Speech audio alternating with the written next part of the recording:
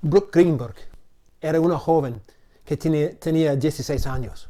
Como cualquier otra joven, a ella le encantaba ir a las tiendas a ver las cosas que se estaban vendiendo. No obstante, hay algo muy peculiar acerca de Brooke Greenberg. Ella pesaba solamente 8 kilos y medía solamente 76 centímetros. O sea, ella, aunque tenía 16 años, parecía a una niña de 16 meses. Ella todavía usaba pañales, todavía no podía caminar, no podía hablar, no podía alimentarse. Su padre decía que por los últimos 10 años ella parecía totalmente igual. O sea, no había crecido en nada. No había cambiado en nada. Los médicos no logran entender por qué Brooke no crecía. Era un misterio. Pero lo que sí es obvio es que algo no estaba bien con Brooke. Todos están de acuerdo de que una chica de 16 años debe crecer y debe tener ciertas características y ciertas capacidades, algo que Brooke no tenía. Esta enfermedad física que tenía Brooke tiene su paralelo en la vida espiritual. O sea, hay muchas personas que aunque tienen años en la vida cristiana, no crecen. Por los últimos 2 o 5 o 10 años, todo sigue igual. No cambian, no crecen. Parecen niños todavía porque no pueden alimentarse espiritualmente. No saben caminar cristianamente en este mundo y no muestran las características y las capacidades de los hábitos de un verdadero cristiano. Algo está mal. Hermanos, una de las características más básicas de la vida cristiana es un crecimiento espiritual. Un crecimiento continuo. Como un niño debe crecer continuamente hasta que llegue a la madurez, así todos los cristianos debemos seguir creciendo espiritualmente hasta que regrese Cristo. Cuando no hay ese tipo de crecimiento, algo no está bien. Hermano, ¿sigues creciendo en tu vida espiritual? Hoy quiero compartir este tema. ¿Cómo crecer en tu salvación? El texto que voy a estudiar juntos con ustedes se encuentra en 1 de Pedro, capítulo 2, los versos 1 al 3. Esta carta fue escrita a un grupo de cristianos dispersados por toda Asia Menor, lo que hoy en día es Turquía. Ellos necesitaban ser animados en su fe porque pasaron por momentos muy difíciles, siendo personas marginadas por la sociedad, enfrentando el maltrato de muchos y conociendo el sufrimiento en su vida diaria. Entonces, Pedro escribe para animarlos. En el capítulo 1, Pedro les hace recordar las maravillas de su salvación. Una salvación que Dios mismo ha realizado y que ha resultado en una esperanza viva y una herencia perfecta y segura. Esa salvación es tan preciosa que nos puede dar gozo aún en medio del sufrimiento. Por eso, todos aquellos que han experimentado esa salvación son verdaderamente privilegiados. No obstante, siempre cuando hay privilegios, hay también responsabilidades. Y en 1 de Pedro 1:13 hasta 2:3, Pedro comparte 5 características que cada cristiano debe manifestar en su vida, puesto que ha recibido esos privilegios tan maravillosos.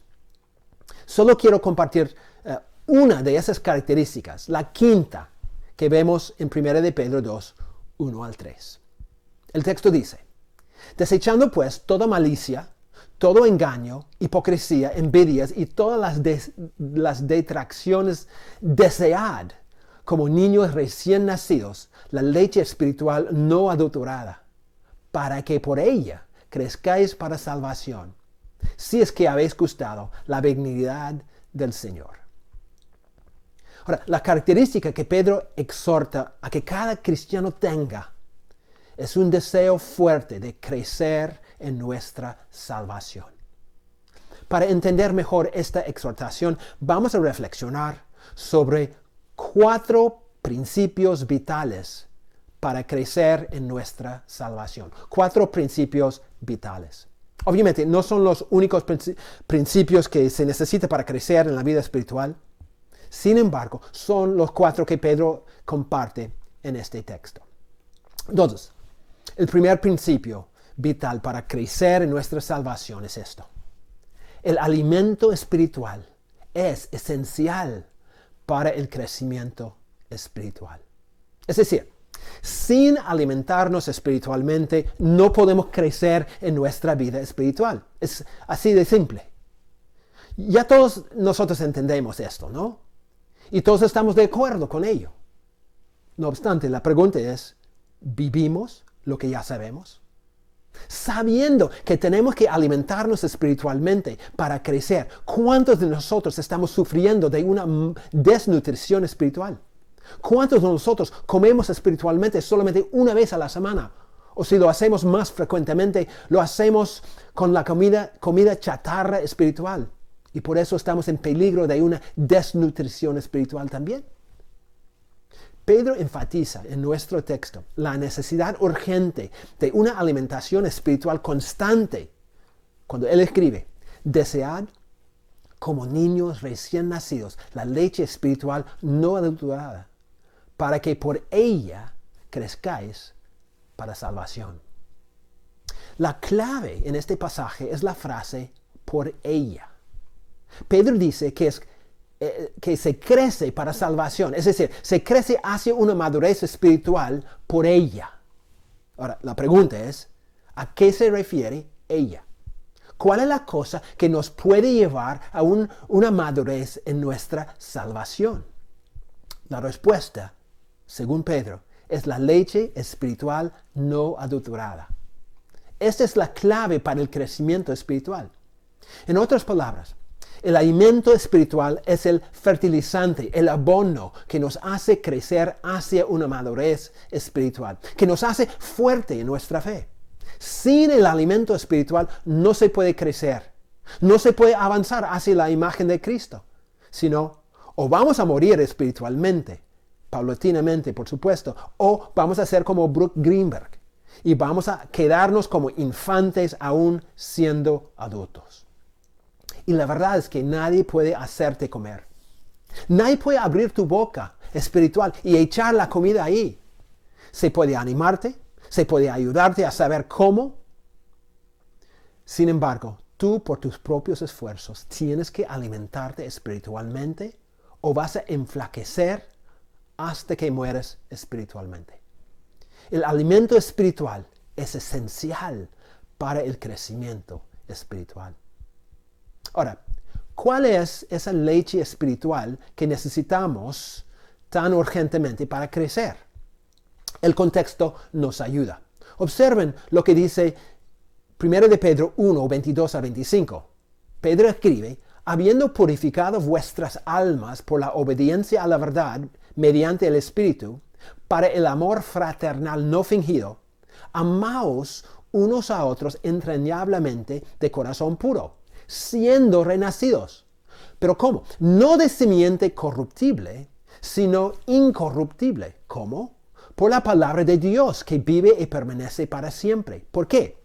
Toda carne es hierba, y toda la gloria del hombre como flor de la hierba.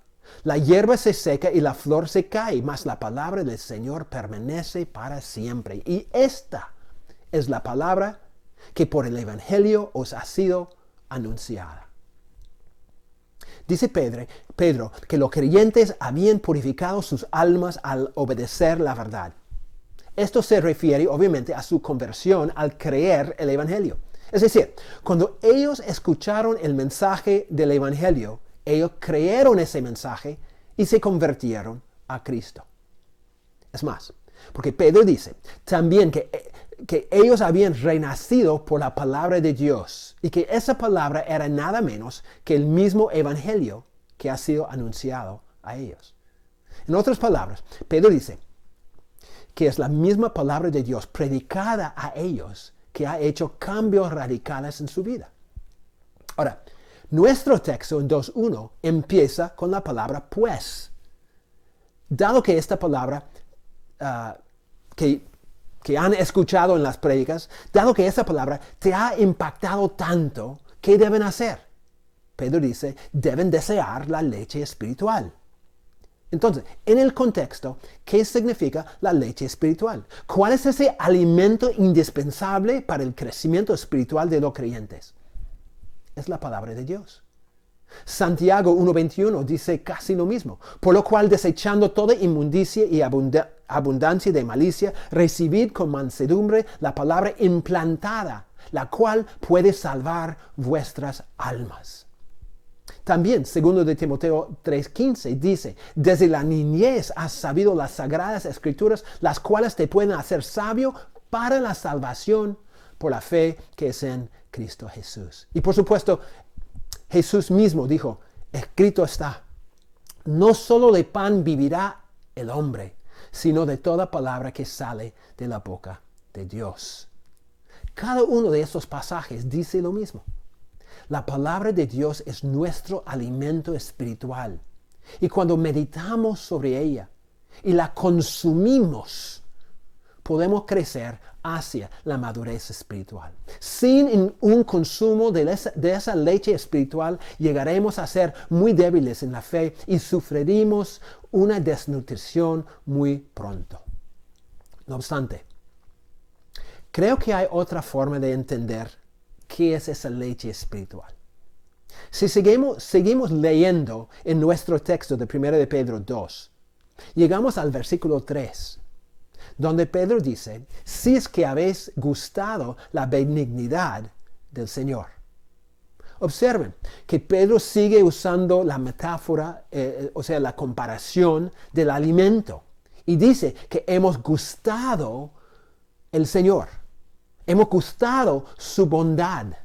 O literalmente, hemos gustado que el Señor es bueno. La idea, obviamente, es de haber comido o haber saboreado a Cristo. Entonces, siguiendo la metáfora, ¿cuál es la comida acá? Es Cristo mismo. Cristo mismo es el alimento que nos puede satisfacer, que nos hace crecer, que nos sostiene en cada momento. Entonces, ¿cuál es el punto? El punto es que nutrimos nuestras almas a través de una comunión íntima con Cristo y que esa comunión se realiza a través de la palabra de Dios. Entonces, no es suficiente meramente leer la Biblia. O sea, leemos la Biblia y decimos, ya la leí, como si la lectura de la Biblia fuera algo mágico. La meta no es leer. La meta es encontrar a Cristo a través de la lectura.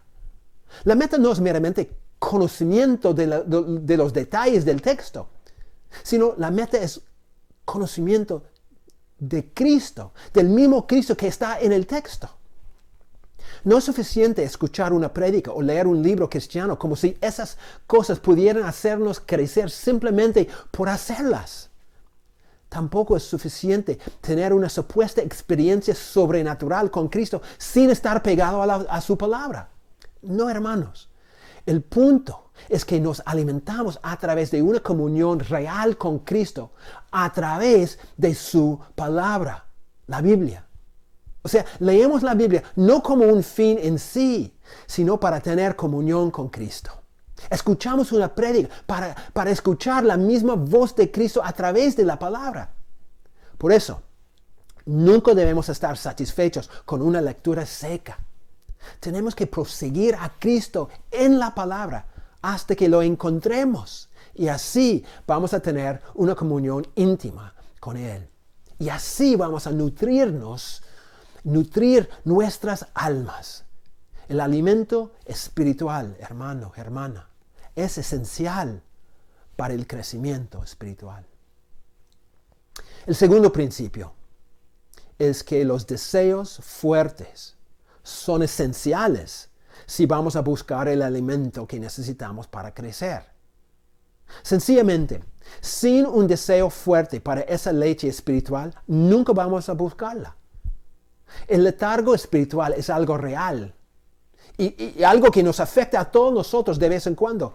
En los momentos de letargo espiritual no tenemos nada de ganas de ir en pos del alimento espiritual. Aunque sabemos que lo necesitamos, pero no tenemos ganas.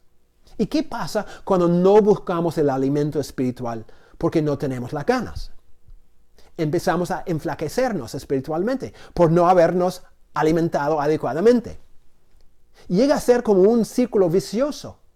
Las pocas ganas que teníamos se van también y nos dejamos sin deseos, sin fuerzas, sin alimento y al final sin una vida espiritual.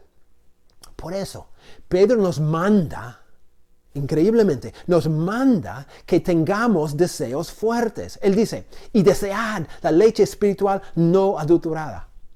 La palabra desear implica un anhelo profundo, una pasión intensa. Necesitamos una sed fuerte para la leche espiritual.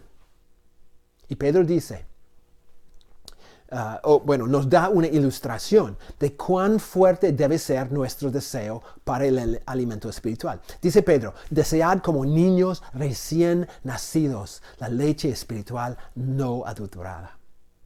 ¿Cómo son los bebitos cuando tienen hambre? Ellos tienen una sola cosa en mente, la leche. Todo su cuerpecito tiembla, todas sus fuerzas se gastan en anunciar el deseo de comer. Y ese bebito sigue llorando y buscando y gritando y haciendo una escena horrible hasta que la mamá le dé lo que el bebito desea, la leche.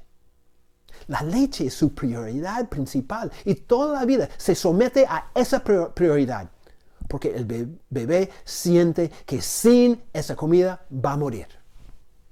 Así dice Pedro, debemos ser nosotros, con un deseo tan fuerte que nos lleva con todo corazón, con toda la fuerza, con toda la mente, como nuestra prioridad principal a Cristo a través de su palabra.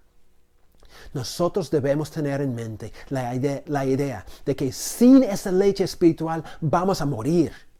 Y por eso debemos buscar la leche con un afán inagotable hasta que la encontremos. La verdad es que todos nosotros ya tenemos deseos fuertes para algo. Unos tienen deseos fuertes para el dinero y lo buscan con toda su vida. Otros tienen deseos fuertes para el sexo y ese deseo ocupa el lugar céntrico de su vida. Para otros es la familia o el trabajo o los estudios o un montón de otras cosas. Todos tenemos deseos fuertes para algo. Pedro dice que lo que debe caracterizar la vida de un cristiano es que el deseo más fuerte de su vida, el deseo central, es para una comunión íntima con Cristo Jesús. Cuando permitimos que otros deseos ocupen el lugar céntrico de nuestras vidas, no vamos a buscar el alimento espiritual que necesitamos para crecer.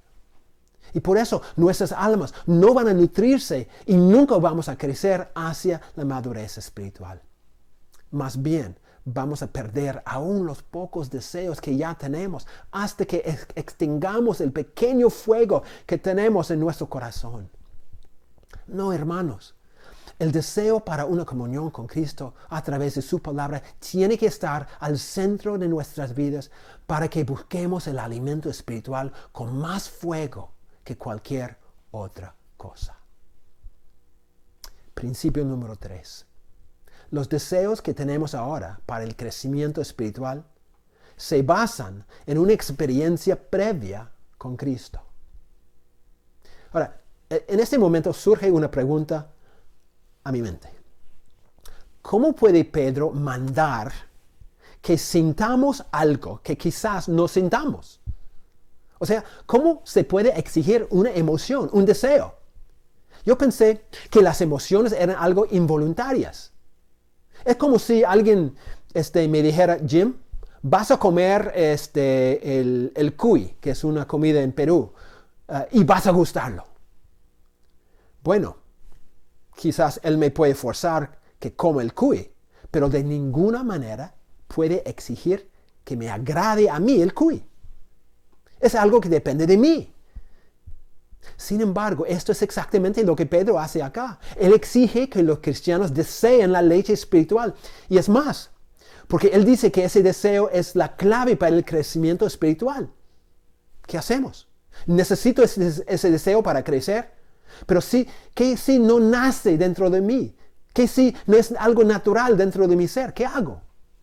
Bueno, la respuesta se encuentra en el verso 3. El verso 3 es una cita del Salmo 34:8. En ese salmo, el autor da una invitación a los oyentes. Gustad y ved que es bueno Jehová. Es una invitación.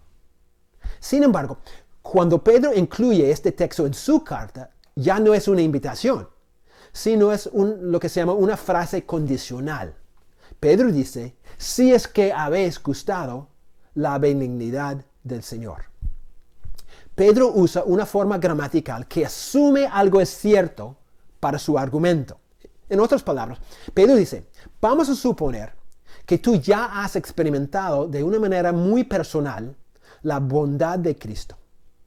Bueno, si es verdad que has encontrado que Cristo realmente es bueno, que Cristo realmente satisface tu alma, que una comunión con Cristo realmente es dulce para tu vida, pues obviamente vas a querer experimentar más y más de Él, ¿no es cierto?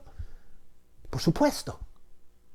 Es como los enamorados y las primeras llamas del amor. Cada encuentro agradable, cada cita divertida, intensifica el deseo de estar juntos.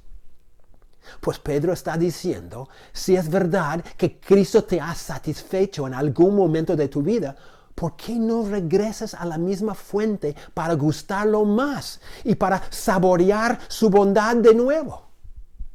La única manera de recobrar los deseos fuertes o intensificar los deseos ya débiles es regresar a la fuente y quedarte allí hasta que el fuego prenda de nuevo. Cristo es la fuente. Tenemos que volver a Él y beber de su agua refrescante y seguir bebiendo hasta que Él nos satisfaga profundamente. Ahora, hay una implicancia muy importante para dos tipos de personas aquí.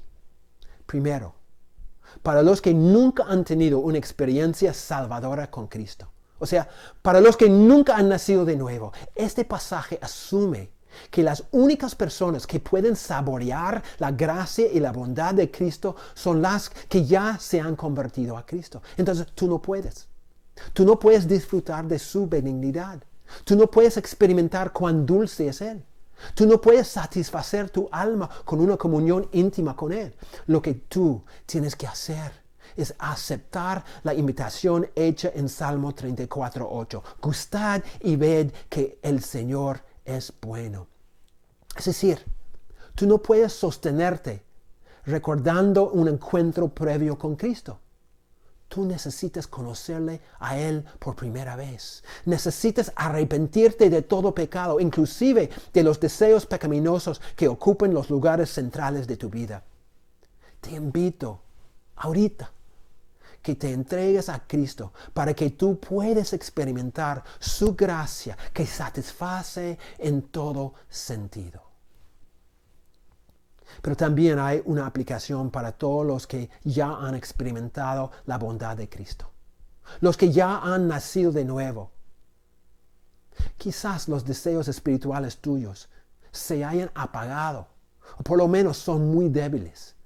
Posiblemente has gastado toda tu energía yendo en pos de otros placeres y ahora no tienes la fuerza para ir en pos de Cristo. ¿Cuál es la solución para tu alma seca y sedienta? Es muy simple. Tú tienes que regresar a la fuente. Tienes que volver al inicio, a ese pozo profundo y lleno de agua viva que es Cristo. Él es el manantial de la vida y en Él podemos beber del torrente de las delicias de Dios. Hermano, escúchame. Tienes que buscarle a Cristo vez tras vez y quedarte a su lado hasta que su rostro y su hermosura y su gracia satisfagan tu alma. Acuérdate de los primeros días con Él, cuando bebiste de su pozo de delicias y ahí encontraste un gozo inmenso. Solo Cristo puede encender la llama de nuevo. Solo Cristo puede hacerte recuperar las ganas. Tienes que regresar a la fuente. Tienes que ser como ese niño recién nacido, llorando y buscando con todo tu ser esa leche que te puede ayudar a crecer en la salvación. Los deseos fuertes, Se basan en una experiencia previa con Cristo y solo van a crecer si seguimos experimentando una comunión con Él. Y el cuarto principio. El pecado entorpece los deseos espirituales y por eso impide el crecimiento espiritual. Noten cómo Pedro empieza nuestro texto en el verso 1. Desechando pues toda malicia, todo engaño, hipocresía, envidias y todas las detracciones, desead. ¿Ves la conexión? No es suficiente buscar el alimento espiritual si al mismo tiempo nuestra vida está esclavizada por el pecado. También tenemos que tratar el pecado, porque el pecado es un obstáculo que impide que nuestra vida espiritual crezca. Si dejamos que las actitudes pecaminosas gobiernen nuestra mente y reinen en nuestro corazón, pues no habrá espacio para los deseos espirituales y por eso nunca tendremos ganas para comunión con Él. Hay que alimentarse espiritualmente, pero también hay que tratar el pecado. Pedro menciona 5 pecados aquí. Primero es la malicia, que significa todo lo que hace daño a otros, todas las actitudes o motivos malos que destruyen el compañerismo. Segundo es el engaño, que significa el deseo de hacer trampas o atrapar a otra persona con mentiras, hacerle creer algo que no es verdad o es una verdad parcial. Tercero es la hipocresía, que significa fingir ser lo que no soy. Es hablar o actuar como si fuera una cosa mientras en realidad soy otra. Cuarto, son las envidias, que se refieren al deseo de poseer algo que pertenece a otro, o tener celos por algo en otra persona. Y quinto es la maledicencia, que significa la calumnia, el uso de la lengua para herir o para hablar mal a espaldas de otra persona. Pedro dice que todas esas cosas, los cristianos tenemos que echar al lado. Tenemos que dejar de hacerlas porque esos pecados, como todos los pecados, entorpecen los deseos espirituales y por eso impiden el crecimiento espiritual. Ahora, una observación muy importante antes de terminar. ¿Observaste, hermano, que todos los pecados mencionados son pecados entre personas? ¿Pecados interpersonales? ¿Sabes lo que esto significa? Que hay una relación innegable entre el aspecto horizontal y el aspecto vertical en la vida cristiana.